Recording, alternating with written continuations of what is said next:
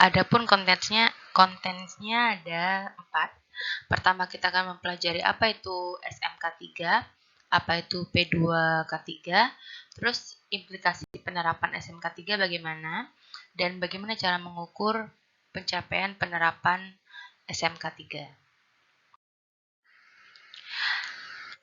Yang pertama adalah sistem manajemen keselamatan dan kesehatan kerja atau disingkat dengan SMK3. Adapun latar belakangnya dari Depnaker-Trans RI 2005 seperti ini. Ada 12 poin, silahkan dibaca sendiri. Intinya, keselamatan dan kesehatan kerja belum mendapatkan perhatian yang memadai dari semua pihak. Dari manajemen puncak, dari pekerjanya sendiri, maupun dari ahli ketiganya. Ini adalah lanjutan dari latar belakang, poin ke-7 dan ke-12. Di mana K3 ini sebagai tuntutan global dalam perlindungan hak dasar tenaga kerja.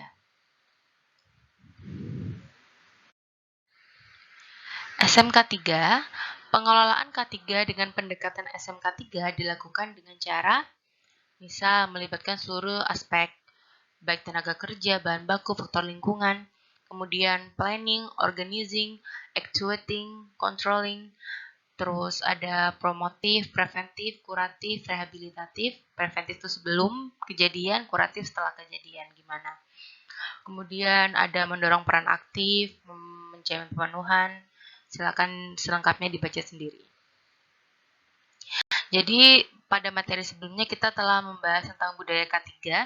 Dan sekarang bagaimana nih kita membuat budaya K3 dengan sistem manajemen K3-nya sendiri. Jadi sebenarnya apa sih SMK3 itu? Berdasarkan pasal 1 ayat 1 PPRI nomor 50 tahun 2012, Sistem Manajemen Keselamatan dan Kesehatan Kerja atau SMK3 adalah bagian dari sistem manajemen perusahaan secara keseluruhan dalam rangka pengendalian risiko yang berkaitan dengan kegiatan kerja guna terciptanya tempat kerja yang aman, efisien, dan produktif. Berikut adalah logo SMK3. Tujuan dan sasaran SMK3. Yang pertama, meningkatkan efektivitas perlindungan keselamatan. Yang kedua, mencegah dan mengurangi kecelakaan kerja dan penyakit akibat kerja. Yang ketiga, menciptakan tempat kerja yang aman, nyaman, dan efisien, sehingga menciptakan produktivitas. Manfaat penerapan SMK3 ada beberapa poin, dapat dibaca sendiri. Intinya manfaatnya memberikan kepuasan dan meningkatkan loyalitas pekerja, sehingga meningkatkan pemenuhan terhadap peraturan perundang-undangan bidang K3. Sekarang kita akan melanjutkan tentang bagaimana konsep dasar SMK3. Jadi SMK3 itu menjamin komitmen terhadap penerapannya, merencanakan pembunuhan kebijakan, menerapkan kebijakan keselamatan, mengukur dan memantau, mengevaluasi juga, nanti kita akan bahas di subbab terakhir. Kemudian kita bagaimana cara mengumpulkan data, penggunaan datanya, pelaporannya gimana, informasinya gimana. Kita akan bahas juga di sini. Dan terakhir meninjau secara teratur. Nanti ada audit internal, eksternal agar mengevaluasi SMK3 yang berlaku. 5 prinsip penerapan SMK3. Berdasarkan Permenaker nomor 5 Men 1996 dan pasal 6 ayat 1 PP 50 2012. Penetapan kebijakan K3 yang pertama, yaitu jadi manajemen perusahaan atau manajemen puncak paling sedikit harus memperhatikan peningkatan kinerja secara terus-menerus. Tinjauan awalnya berupa identifikasi potensial bahayanya, pengendalian risikonya bagaimana, peninjauan sebab akibat kejadian yang membahayakan, kompensasi kalau ada gangguan, terus efisiensi dan efektivitas sumber daya yang digunakan bagaimana. Setelah menetapkan kebijakan K3, dilakukanlah perencanaan K3. Jadi perencanaan ini harus mempertimbangkan hal-hal kayak hal-hal penelaah awal, terus peraturan perundang-undangan, persyaratan pekerja, sumber daya yang dimiliki, seperti itu. Nah, selain itu, pada perencanaan kita harus jelas nih, ada tujuan dan sasarannya siapa, skala prioritasnya siapa, upaya pengendalian bahayanya bagaimana. Setelah perencanaan K3-nya matang, dilaksanakanlah rencana K3. Nah, dilaksanakan rencana K3 itu sumber dayanya harus memiliki kompetensi. Kemudian ada surat izin, prasarananya harus memadai, anggaran yang memadai, sesuai prosedurnya, operasi kerjanya, instruksi kerjanya atau SOP-nya ada. Kemudian pengusahanya atau manajemen puncaknya itu harus melakukan perancangan dan rekayasa nih. Misal ada kita mau buat laboratorium kimia. Gimana laboratorium kimia ini harus K3-nya gimana? Itu harus jelas. Produk akhirnya gimana? Apa yang di input, apa yang di output dari sebuah laboratorium itu harus jelas. Setelah dilaksanakan, dipantau dan dievaluasi kinerja K3. Jadi pemantauan ini bisa internal maupun jasa pihak lain, eksternal. Hasil pemantauannya dilaporkan kepada manajemen puncak. Pelaporan ini tidak hanya berhenti di situ saja, oh iya sudah lapor, sudah. Tetapi hal itu harus dilakukan tindakan perbaikan agar semakin baik, semakin baik. Setelah pemantauan dan evaluasi kinerja K3, dilakukan peninjauan dan peningkatan kinerja K3. Jadi ada tuntutan misalnya dari pihak yang terkait, atau misal masyarakat, pasien, itu ada perbaikan. Ada perubahan produk, misal sampel hanya dikasih tahu 5 jam setelah pemeriksaan, bisa jadi 3 jam, lebih cepat. Adanya pelaporan yang jelas, adanya hasil kajian kalau kecelakaan, seperti itu. Ini penerapan K3 itu plan, rencanakan, do, laksanakan, check, dievaluasi, action. Jadi bergerak. Jadi semuanya harus diulangi. Plan, kita akan merencanakan sesuatu apa misalnya. Membuat laboratorium. Oke, kita membuat laboratorium. Terus do-nya apa? Kita harus merencanakan laboratoriumnya bagaimana nih. Kita membuat laboratorium kimia, laboratorium sampel darah, karena itu kan masing-masing berbeda. Terus dicek, sudah bagus enggak? Sudah efisien enggak? Sudah pekerjaannya terlindungi enggak? Kemudian kalau ada perbaikan, di action. Seperti itu. Dan itu akan terus berulang ketika melakukan sesuatu. Pelaksanaan rencana K3 memuat prosedur informasi K3. Jadi, informasi K3 itu harus sesuai. Terjadinya kecelakaan di tempat kerja, kinerja kerja, identifikasi sumber bahaya. Kemudian, setelah informasi K3 dilaksanakanlah pendokumentasian dan pelaksanaan K3. Semisal izin kerja, hasil identifikasi, kegiatan pelatihan K3, kegiatan inspeksi, kalibrasi, pemeliharaan, catatan pemantauan data, hasil pengkajian, seperti itu. Di sini ada pengelolaan, operasi, dan evaluasi SMK3 berdasarkan OHSAS 18001 dan Permenaker nomor 5 Men 1996. Jadi kalau OHSAS itu identifikasi keseluruhan operasi dan aktivitas yang terkait. Jadi harus kondisinya bagaimana, akomodasinya gimana, pemeliharaannya bagaimana. Kalau Permenaker mensyaratkan 3, perencanaan dan rekayasa. Jadi pengendalian resiko penyakit akibat kerja, kecelakaan harus dimulai sejak tahap perancangan. Kemudian tinjauan ulang kontrak.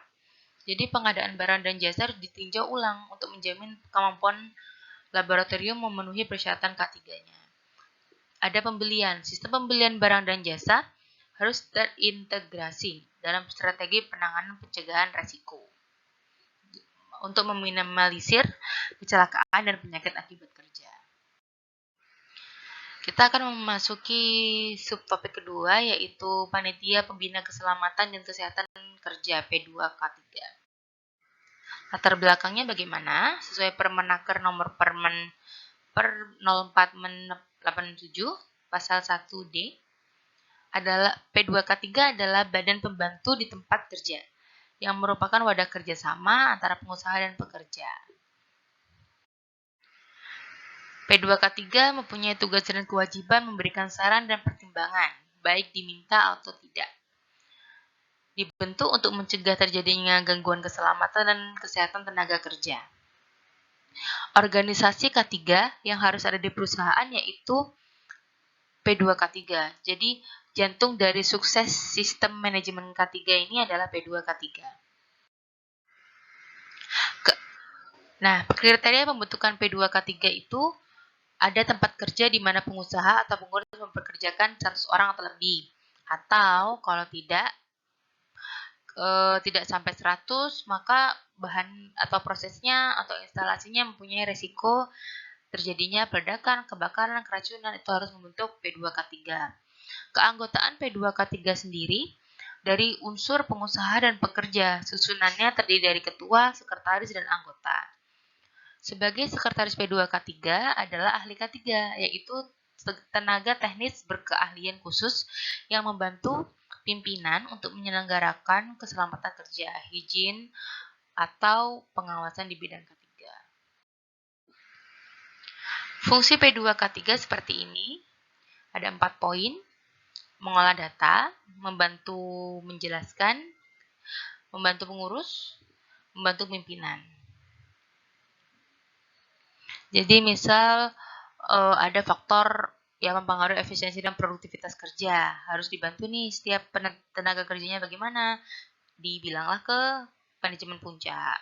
Kemudian alat pelindung diri. Kalau di laboratorium, kurang kacamata Google, maka dibilanglah ke manajemen puncak. Kemudian kalau membantu pengurusnya bagaimana? Dia mengevaluasi cara kerja di lingkungan kerja, kemudian melakukan tindakan koreksi, menentukan alternatif terbaik.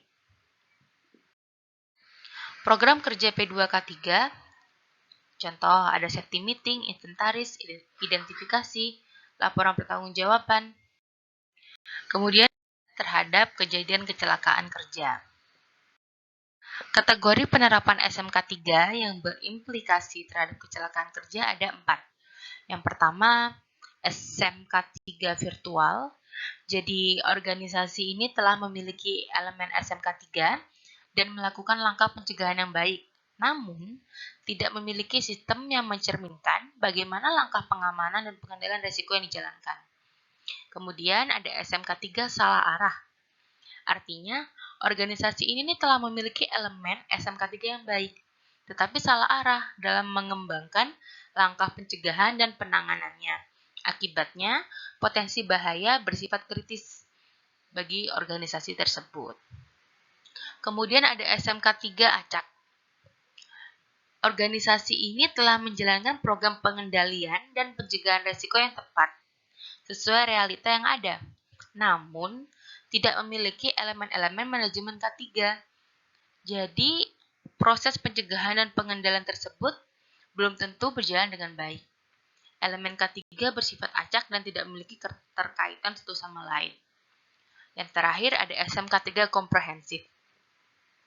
Organisasi yang menerapkan dan mengikuti proses kesisteman yang baik. Jadi elemennya dikembangkan berdasarkan hasil identifikasi risiko, dilanjutkan dengan langkah pencegahan dan pengamanan, serta melalui proses manajemen, sehingga menjamin penerapan SMK3 terlaksana dengan baik.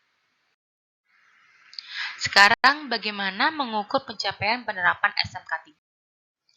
Di sini, pengukuran itu dilaksanakan oleh audit SMK3. Tujuannya apa? Dia menilai secara kritis dan sistematis, memastikan pengelolaan K3 sesuai standar, menentukan langkah mengendalikan bahaya potensial.